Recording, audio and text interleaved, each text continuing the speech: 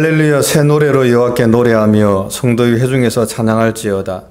이스라엘은 자기를 주신 자로 인하여 즐거워하며 시온의 자민은 저희의 왕으로 인하여 즐거워할지어다. 춤추며 그 이름을 찬양하며 소고와 수금으로 그를 찬양할지어다. 여호와께서는 자기 백성을 기뻐하시며 겸손한 자를 구원으로 아름답게 하심이로다.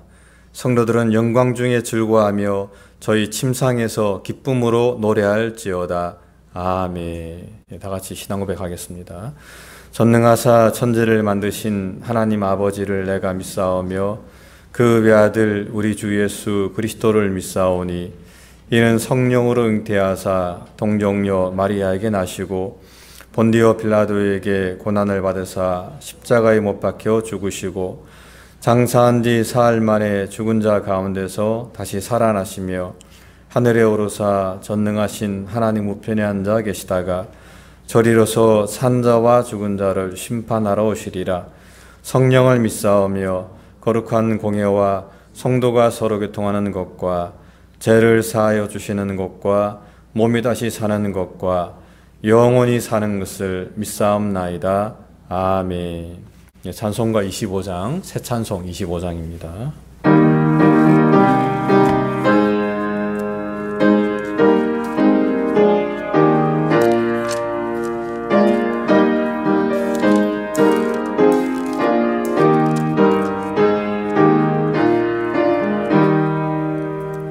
멸류관 가지고 주 앞에 드리세 저 천사 기쁜 노래가 온 땅에 퍼지네.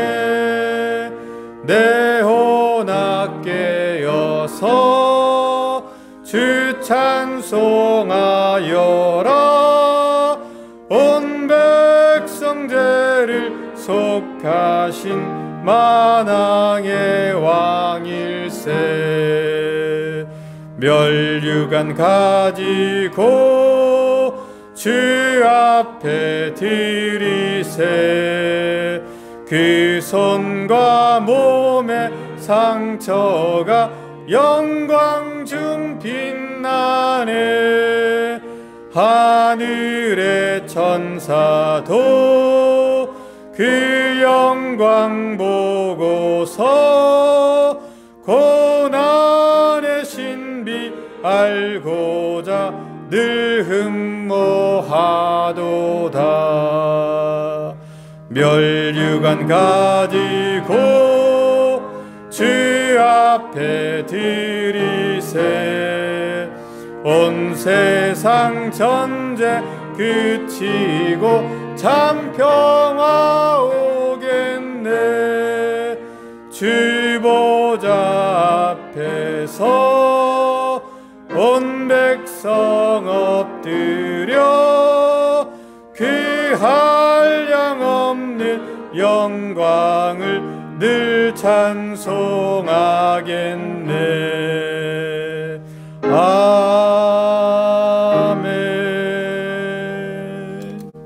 신영지 장로님 기도 인도해 주시겠습니다.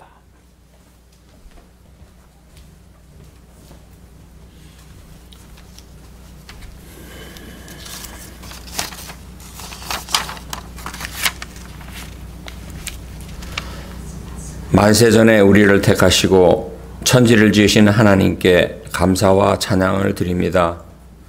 죄로 인하여 죽을 수밖에 없는 죄인을 십자가의 보혈로 깨끗게 하여 주시고 하나님의 자녀 삼아 주신 은혜를 생각할 때마다 그 사랑에 감격하며 그 기쁨으로 주의 전에 모여 하나님을 예배합니다. 주님, 이 자리에 함께 계셔서 예배를 받아 주옵시고 구원받은 성도들이 마땅히 행할 바를 우리에게 말씀해 주시옵소서.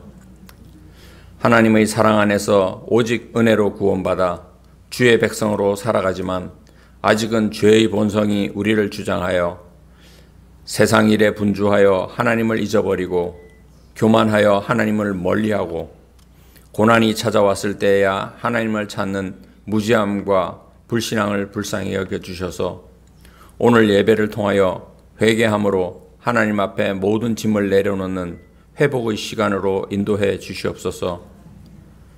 감사의 계절을 지내며 한 해 동안의 감사를 헤아려 볼 때 처음 겪는 팬데믹으로 인하여 일상이 자유롭지는 않지만 고립된 상황을 통하여 우리의 삶을 돌아보게 하셨고 향방 없이 달리던 분주함을 멈추게 하셨으며 서로를 위하여 더욱 많은 기도를 하게 하셨고 불편함 속에서 평범한 일상이 우리에게 얼마나 큰 은혜인가를 깨달아 알게 하셨음에 감사를 드립니다.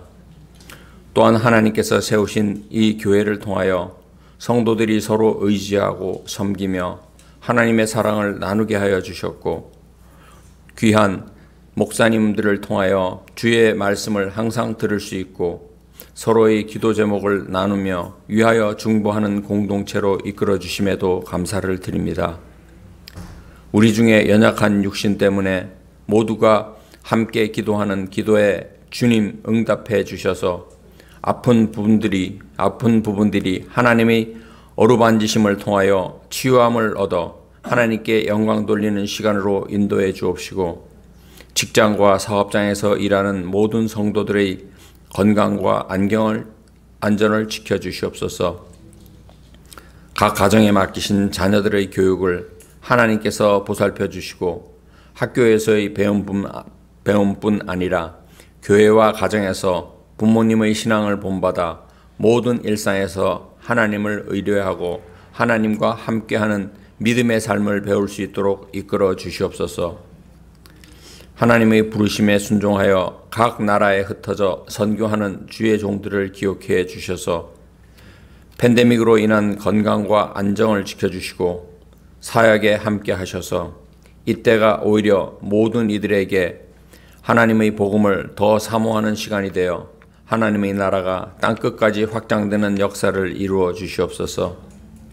이 시간 하나님의 말씀을 들고 단위에 세우신 목사님과 성령님 함께 하셔서 성령의 감동으로 준비한 말씀을 가감없이 전하는 담대함을 허락하여 주시고 듣는 모든 이들의 마음과 귀를 열어 아멘으로 화답하며 하나님의 말씀을 받는 각자의 심령에 결단하는 믿음을 허락해 주시옵소서. 예배를 준비하고 돕는 모든 손길에게 하나님의 축복이 가득하길 원하오며 우리의 구원자 되시고 왕으로 이 땅에 오신 예수님 이름으로 기도드립니다. 아멘.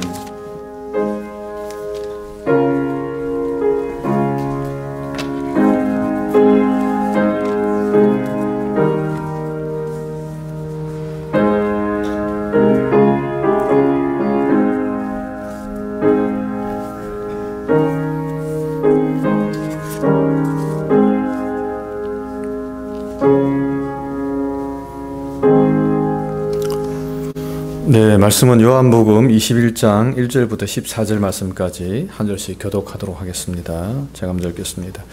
그 위에 예수께서 디베랴 바다에서 또 제자들에게 자기를 나타내셨으니 나타내신 일이 이러하니라.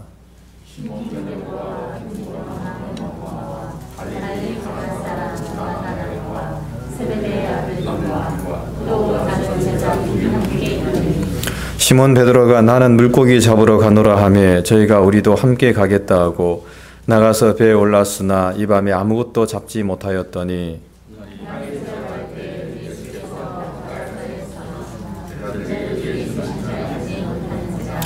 예수께서 이르시되 얘들아 너희에게 고기가 있느냐 대답하되 없나이다.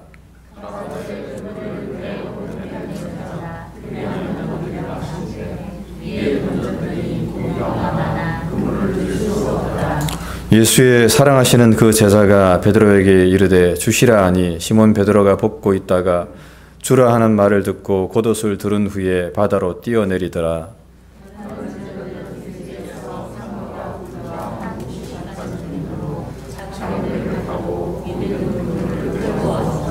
육지에 올라보니 숯불이 있는데 그 위에 생선이 놓였고 떡도 있더라.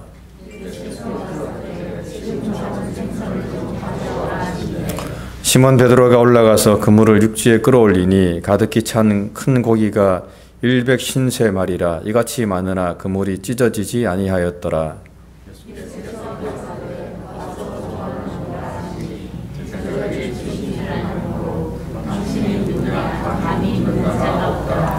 예수께서 가셔서 떡을 가져다가 저희에게 주시고 생선도 그와 같이 하시니라. 이것은 예수께서 죽은 자 가운데서 살아나신 후에 세 번째로 제자들에게 나타나신 것이라. 아멘. 예, 일상의 삶 가운데란 제목으로 말씀 전해 주시겠습니다.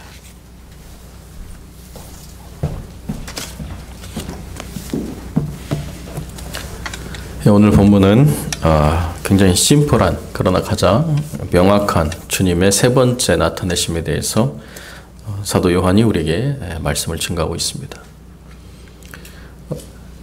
지난 두 번의 나타나심에 대해서 교회 공동체에 주님이 주시고자 했던 평안이 무엇인가 라고 하는 것을 분명히 우리가 이해했다고 한다면 이 세 번째 주님의 나타나심은 어떤 의미인가 라고 하는 것을 우리가 다시 한번 생각해 볼 때 우리 일상에 임하시는 주님의 은혜가 얼마나 큰가 라고 하는 것을 우리 분명하게 살펴볼 줄 압니다.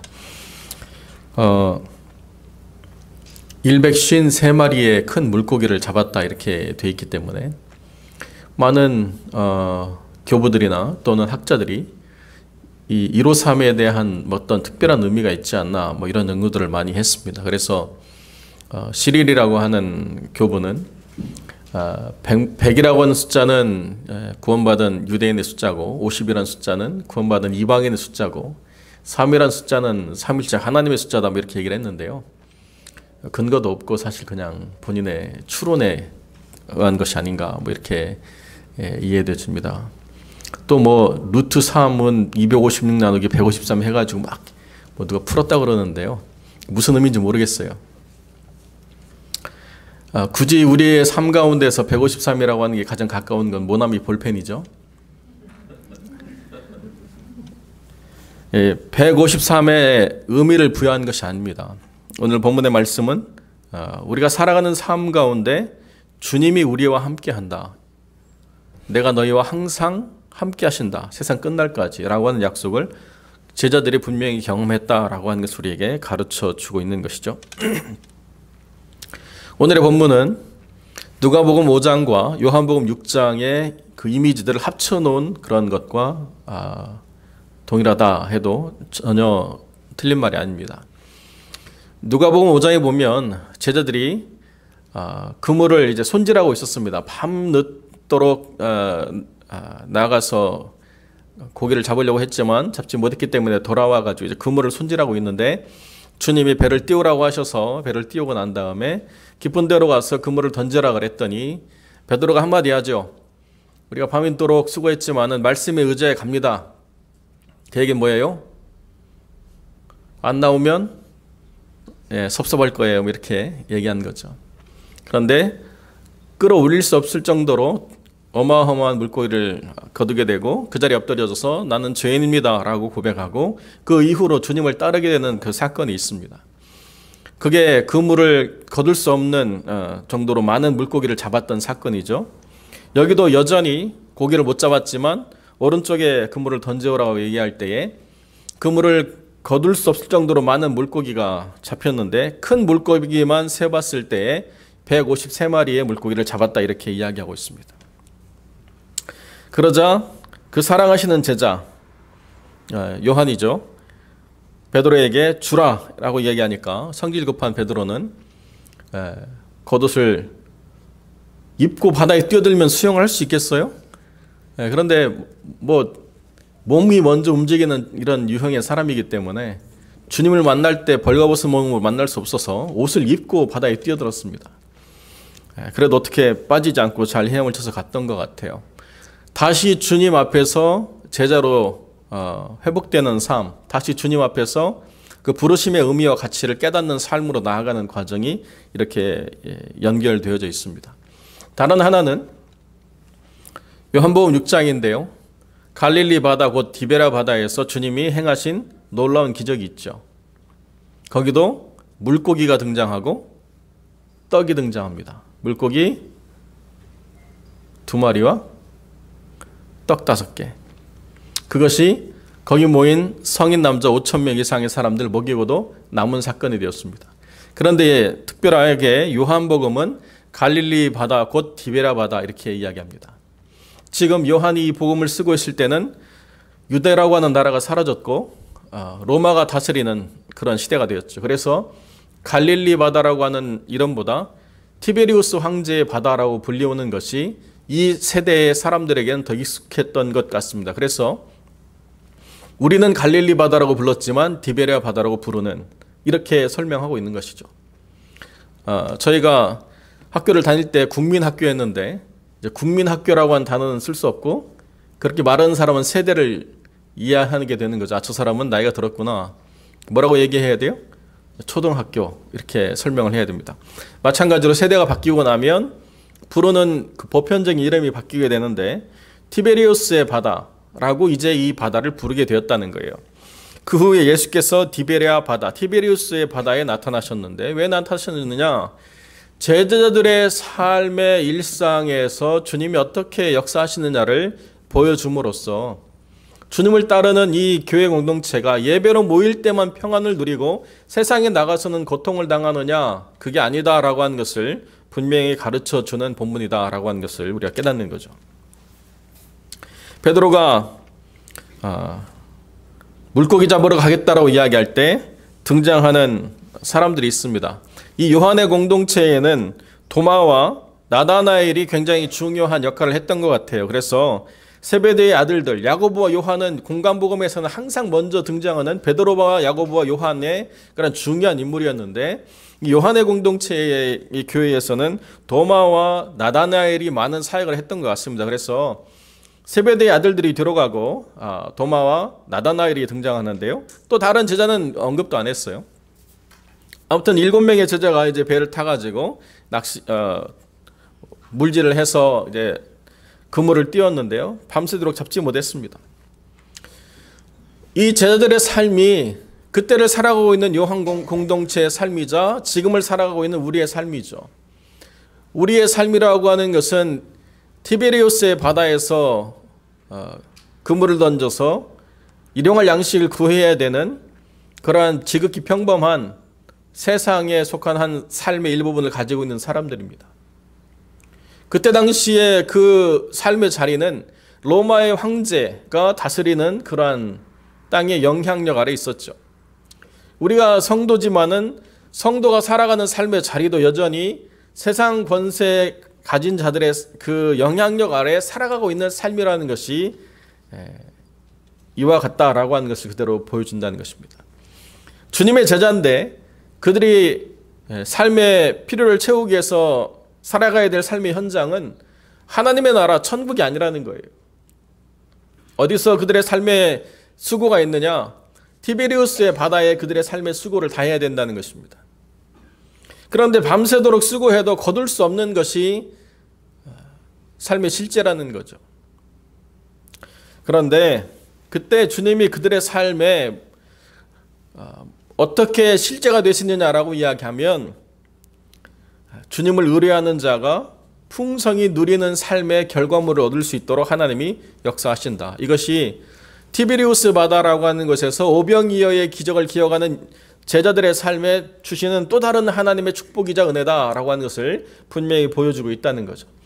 늘 우리가 주님을 따라다닐 때는 먹을 것 걱정 안 했는데 이제 주님이 부활하시고 하늘나라로 가시면 우리는 어떻게 살아야 되지 할 때에 우리의 삶의 고민과 걱정을 우리가 가지고 살아가는 것이 우리의 삶의 실제지만은, 그러나 주님은 거기서도 성도들의 삶을 버려두지 아니하고 붙잡아 일으켜 세우신다. 그리고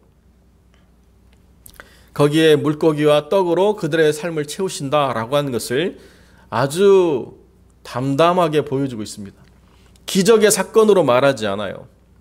그래서 요한복음의 기적은 이 153마리를 거둔 것을 기적으로 카운트하지 않습니다. 그냥 평범한 일상에 일어났던 예수님 만난 하나의 사건일 뿐이라는 거예요.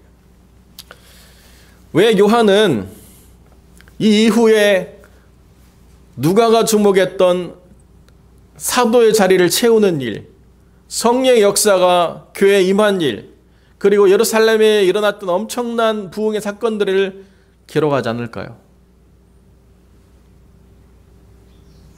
오히려 그런 사건들을 기록했다고 한다면 요한의 교회는 다시 또 성령이 우리에게 임하면 또다시 엄청난 부흥이 일어나서 땅을 변화시키고 역사를 일으켜내고 뭔가를 행할 수 있는 대단한 존재가 될 수 있는 가능성이 여전히 우리에게 있다라고 생각하며 기대했을 수 있을 것 같아요.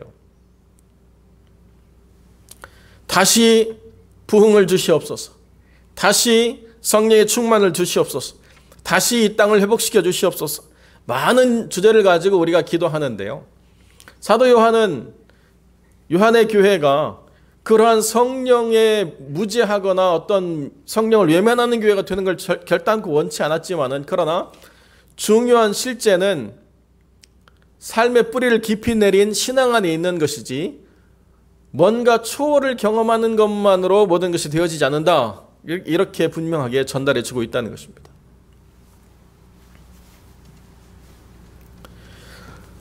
오늘 설교를 준비하면서 어떤 간증을 제가 들었는데요.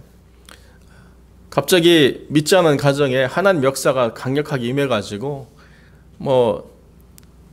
엄마 아빠가 다 하나님을 믿게 되고 은사를 깊이 체험하게 됐다고 그래요. 그래서 그 먼저 은사를 경험한 엄마가 아빠를 신학교에 보내가지고 당신은 목사가 되어야 된다 막 이렇게 했다는 것입니다. 그래서 은사가 굉장히 크게 임했는데 하루는 어머니가 푸시를 해가지고 신학생인 아빠한테 가서 금식 기도를 하라고 그래가지고 20일 금식 기도를 하고 내려왔습니다.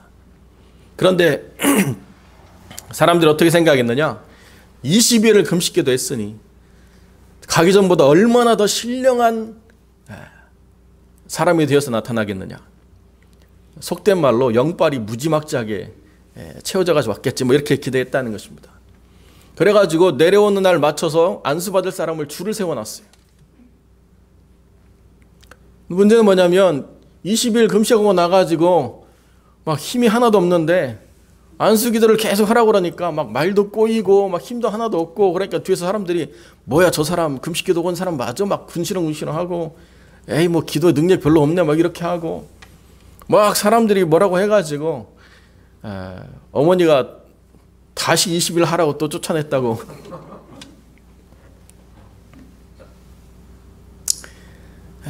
그래 결국 아버지는 신학을 포기하고 평범한 일상으로 돌아갔다 뭐 이렇게 됐어요.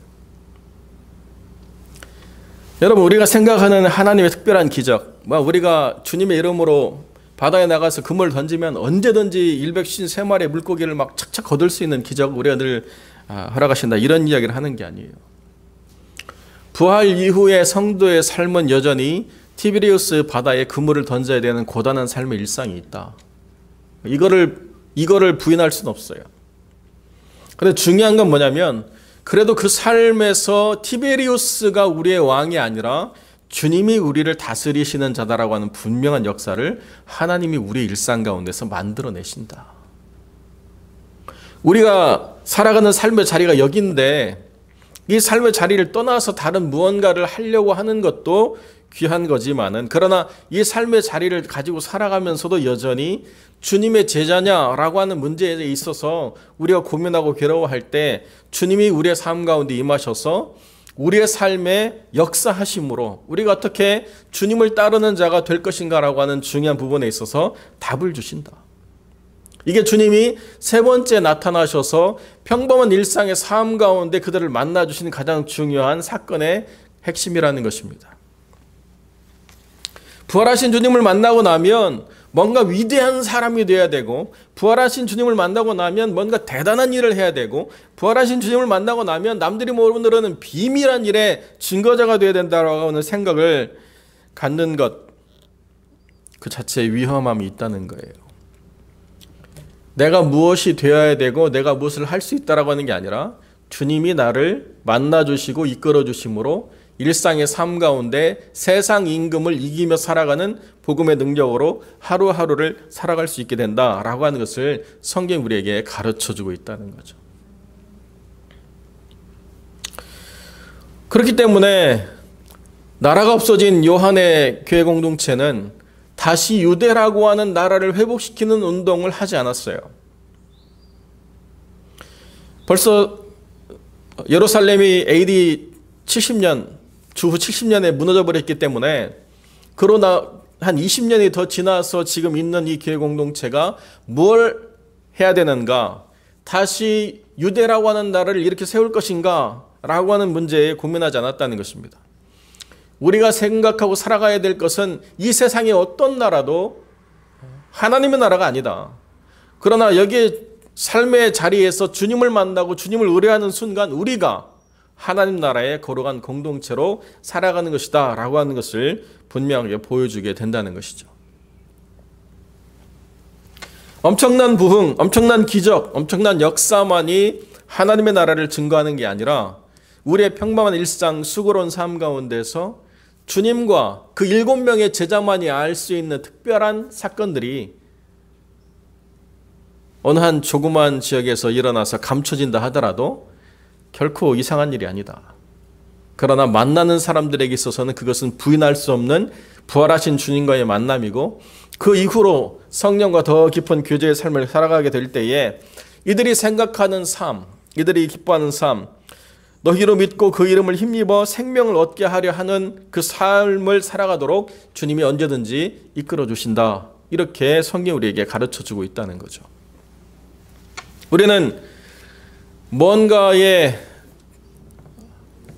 최선의 목표를 가지고 그것을 성취하는 것이 굉장히 가치 있는 것이라고 배워왔습니다. 그래서 어릴 때 아이들에게 질문을 해가지고 저희 때만 해도 커서 뭐가 될래 그러면 적어도 남자아이들은 뭐 대통령, 뭐 과학자, 뭐 의사 뭐 이런 거 했어야 돼요. 만화방 주인 이랬다가는 정말 인생에 소망이 없는 정말 하찮은 인생 뭐 이렇게 생각하는 거죠. 근데 사실 아이들이 제일 좋아하는 게 뭐예요? 대통령이 뭔지 잘 몰라요. 손가락 하나하나 이렇게 과자 끼워가지고 빼먹으면서 만화책 보는 재미가 사실 제일 재밌죠.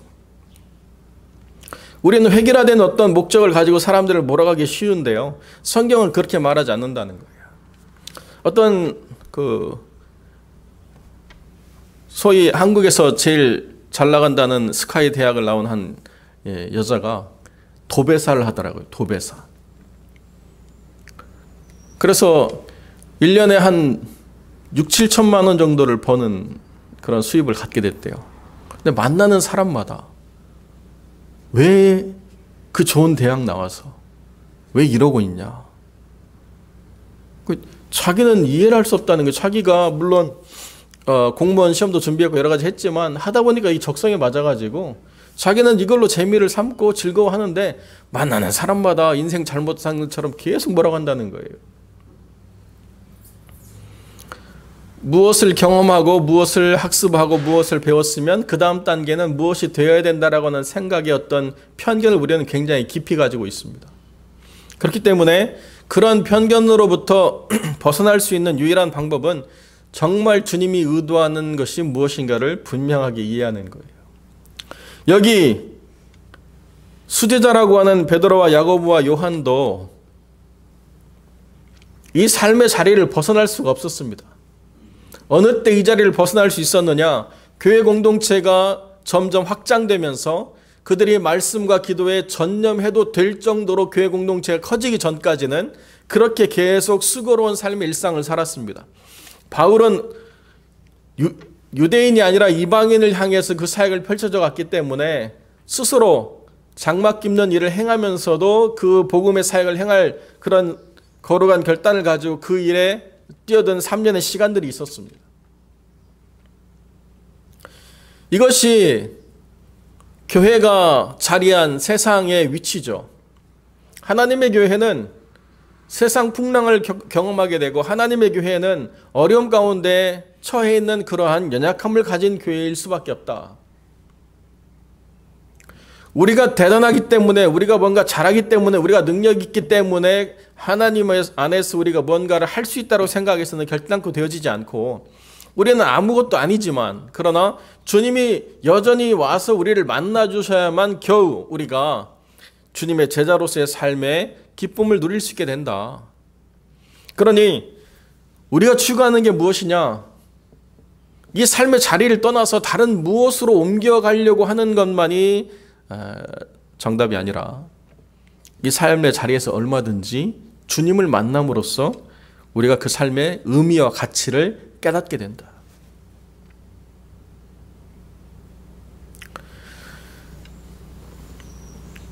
주님께서 그들을 위해서 삶의 소박한 아침을 마련해 놓으셨던 것처럼 그들이 수고로운 삶의 일상에서 주님과 만나는 이 소박한 아침의 한 끼가 그 하루를 살아가는 힘이 되고 그 한 달 한 달을 살아가는 능력이 될 수 있다라고 하는 것을 사도 요한은 자기 인생의 전부를 경험하고 나서 분명하게 그렇게 깨닫게 되는 것입니다.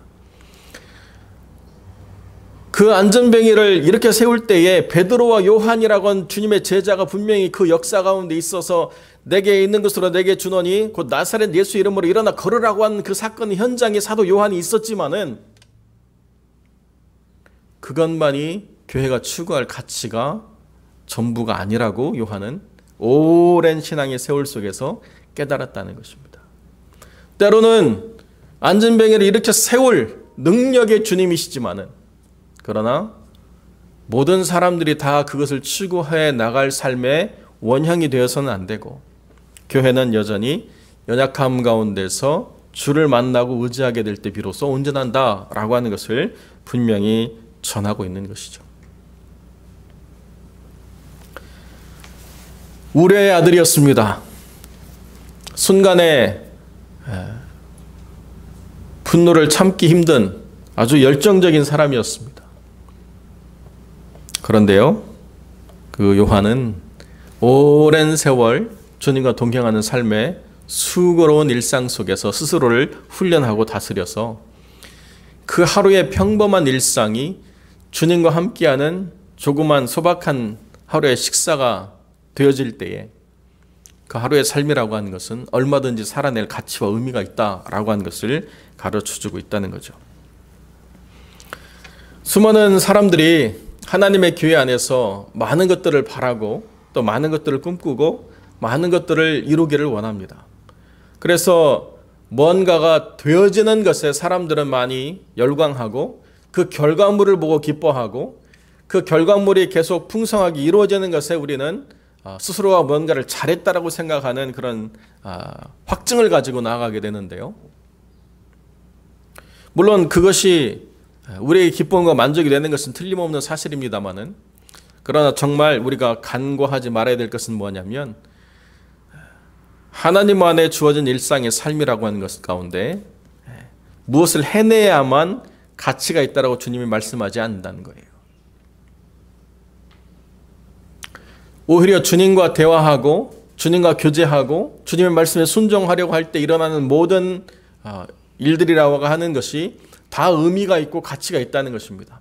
그렇기 때문에 주님을 의뢰하여 나가서 수고로운 삶을 살아갈 때 때로는 실패하고 때로는 기다려야 되고 때로는 인내하고 때로는 욕을 얻어먹고 때로는 애매한 소리를 듣고 때로는 원망 섞인 소리를 듣는다 하더라도 그 모든 것들은 다 헛것이 아니라는 거예요.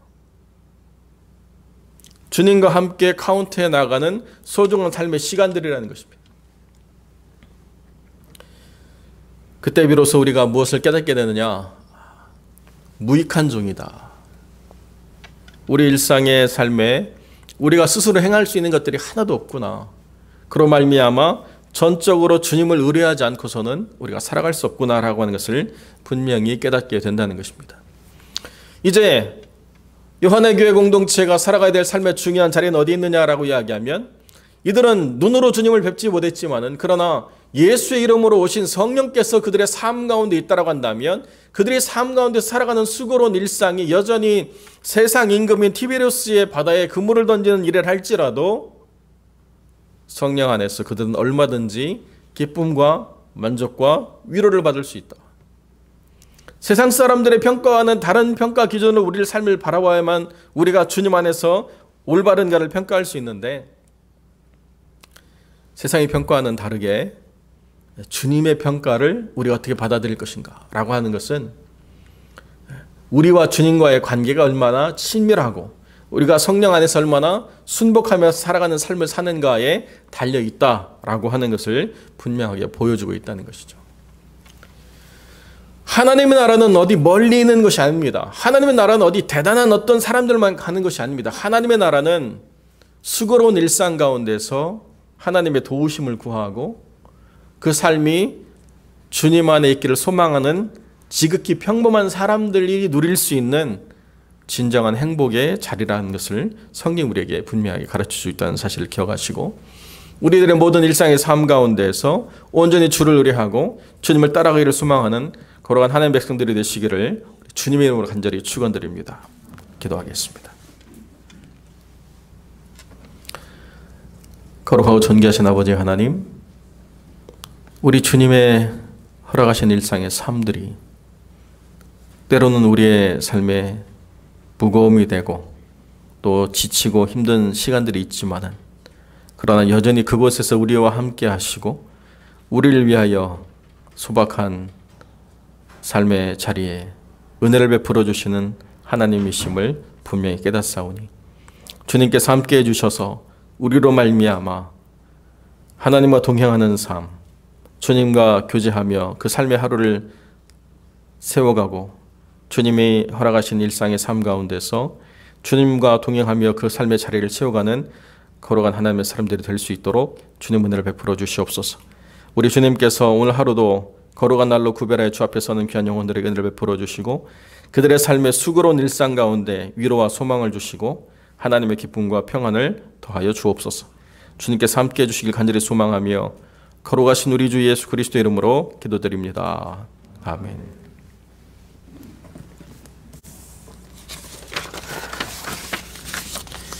교회 앞에 광고드립니다. 하나님의 나라와 주의 몸된 교회를 위해서 우리가 계속 기도해 주시길 부탁을 드립니다. 이번 주 월요일부터는 이사야 30장 이어서 묵상하도록 하겠습니다. 오늘 일부 예배 후에 우리 주영 형제, 우리 오목사님 장남이 군대에서 취사병이었다는 거 여러분 아시죠? 네, 그래서 실력 발휘해가지고 짜장면 준비했습니다. 그래서 짜장면 면은 또 우리 삶고 있는 거죠, 집사님? 예, 우리 예배 마치시고 마음껏 드시고 가시면 되겠습니다. 2부 예배 후에도 우리 아이들에게 나눠주도록 하겠습니다. 11월 셋째 주일 추수감사 주일입니다. 이 감사절에 성찬 우리가 함께 하도록 하겠습니다. 기도로 준비해 주시고 한 해 동안 베풀어 주신 은혜에 우리가 감사하는 마음으로 이 시간 갖도록 하겠습니다. 환우들을 위해서 계속 기도해 주시길 부탁을 드립니다. 우리 강정자 원사님, 또 김동수 집사님, 김영애 집사님, 신한미 권사님, 오경모 집사님, 하나님 안에서 다 치유해 주시길 우리 함께 기도하고, 선교지로 돌아간 사역자들, 목회자들, 그리고 사역 현장 위해서 우리 함께 기도해 주시길 부탁을 드립니다. 우리 시간에 우리 환우들 위해서 함께 다 같이 통성으로 한번 기도하겠습니다. 하나님께서 그 영혼들을 붙잡아 주시고 치유해 주시고 온전케 하시고, 또 특별히 이달 22일에 우리 오경봉 집사님 수술이 있습니다. 하나님께서 그 수술의 모든 과정과 회복까지 책임져 주셔서 이제 강건함을 누릴 수 있도록 우리 함께 다 같이 통성으로 기도드리겠습니다.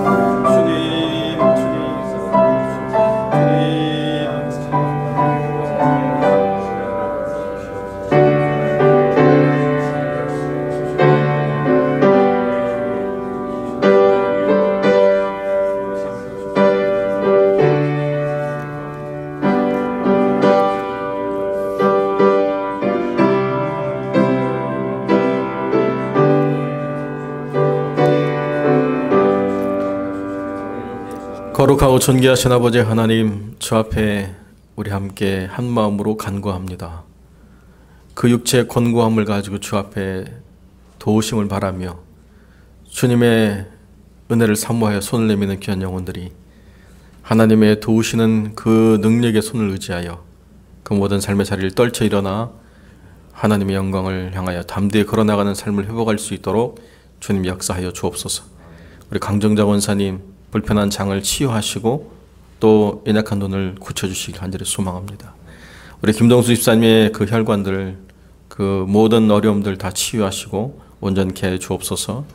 김영희 집사님의 모든 삶의 회복과 강건함을 허락하시고 아버지 하나님께서 그 장의 모든 것들을 온전케 하셔서 건강한 일상으로 돌이켜 세워주실 간절히 소망하고, 아버지 하나님 우리 신하미 권사님의 그 심장과 또 혈압의 문제, 또 이명의 문제 다 치유해 주셔서 온전히 안식을 취하며 강건을 얻을 수 있도록 역사하시고, 특별히 아버지 하나님 22일 수술을 앞두고 있는 우리 오경봉 집사님 주님 붙잡아 주셔서 그 모든 삶에 하나님이 허락하신 은혜로 말미암아 그 모든 수술의 전 과정과 회복의 모든 과정 주님께서 역사해 주셔서 다시 한번 주님의 은혜를 더 깊이 체험하는 시간들이 되게 하시고 하나님 은혜로 온전히 회복되는 놀라운 역사를 허락하여 주옵소서.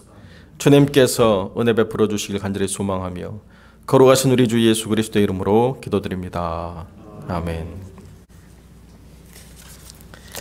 찬송 204장, 새 찬송 288장 함께 찬양드리겠습니다.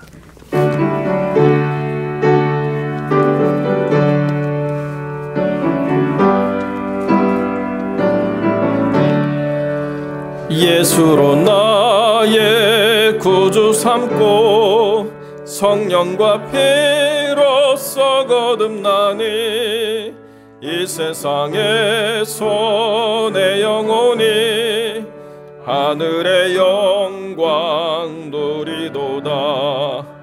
이것이 나의 간증이요 이것이 나의 찬송일세. 나 사는 동안 끊임없이 구주를 찬송하리로다. 온전히 주께 맡긴 내 영 사랑의 음성을 듣는 중에 천사들 왕래하는 것과 하늘의 영광 보리로다. 이것이 나의 간증이요 이것이 나의 찬송일세. 나 사는 동안 끊임없이 송하리로다. 주 안의 기쁨 누림으로 마음의 풍랑이 잔잔하니 세상과 나는 간 곳 없고 고소한 주만 보이도다. 이것이 나의 간증이요 이것이 나의 찬송일세. 나 사는 동안 끊임없이 구주를 찬송하리로다. 아멘. 거룩하고 존귀하신 아버지 하나님, 주님 은혜로 또 이 한 주에 살아갈 소망과 위로를 얻게 하시니 감사를 드립니다. 아버지 하나님, 성도들이 살아가는 삶의 현장에 많은 어려움들과 곤고함들이 있지만 주님께서 은혜 베풀어 주셔서 주님의 은혜로 큰 기쁨을 누리는 삶이 늘 언제나 허락되어지기를 소망하고, 아버지 하나님께서 역사하여 주셔서 사랑하는 자녀들의 모든 일상이 형통하고 평안하고 강건케 하여 주옵시고, 연약한 모든 지체들을 붙잡아 주시고 그 모든 삶에 주님만이 아시는 모든 어려움들 하나하나를 주님께서 능히 해결해 주시고 치유해 주실 간절히 소망하며 선교의 모든 현장을 붙잡아 주시옵소서. 그들이 당하는 모든 어려움들, 그들이 처한 모든 상황들, 그들의 힘으로는 감당할 수 없지만 예수의 이름으로 나가싸우니 주님이 결코 부끄러움을 당치 않게 하시고 능력으로 역사하여 주옵소서. 이제는 우리 주 예수 그리스도의 은혜와 아버지 하나님의 사랑과 성령의 교통하심이 날마다의 삶 속에서 주를 의뢰함으로 주님과의 깊은 교제를 통하여 풍성한 삶의 기쁨을 얻기를 소망하는 거룩한 성도들 머리 위에 이제로 영원토록 함께 계실지어다. 아멘.